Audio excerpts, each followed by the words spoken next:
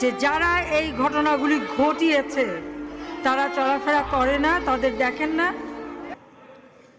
যে হাত দিয়ে জাতির পিতার ওই ছবি নিয়ে তারা ভেঙেছে, তাদের যা উপযুক্ত করা উচিত সেটা করতে হবে। জাতির পিতার ছবি নিয়ে অপমান করেছে, এত সাহস কোথা থেকে পায় আমি জিজ্ঞাসা করি।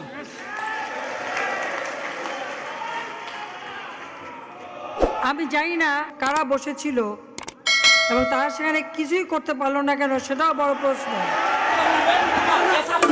কারণ জাতির পিতার নাম মুছে ফেলার চেষ্টা করা হয়েছিল, তো তারিক যেহেতু দূরের কথা, ওর বাপ তো চেষ্টা করেছিল। তো তারিক যেহেতু দূরের কথা, ওর বাপ তো চেষ্টা করেছিল এই নাম মুছতে। ওর বাপও চেষ্টা করেছে, মাও চেষ্টা করেছে। তারা কি পেয়েছে নাম মুছতে? পারে নাই, পারে নাই। ইতিহাস কখনো কেউ চাপা দিতে পারে না।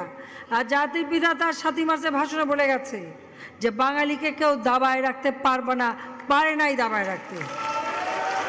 তা আজকে এত বড় দুঃসাহস হয়ে যায়। হ্যাঁ, আমি প্রধানমন্ত্রী এসে আমারটা যা করুক ওটা আমি কিছু মনে করি না, কিন্তু যিনি আমাদের জাতির পিতা, যে আইন আছে, সেখানে হাত দেবে এত সাহস কোত্থেকে পেল? তারিক যে ভুলে যাচ্ছে, তারিক যে ভুলে যাচ্ছে যে তার মা দুর্নীতি করে জেলে গেছে।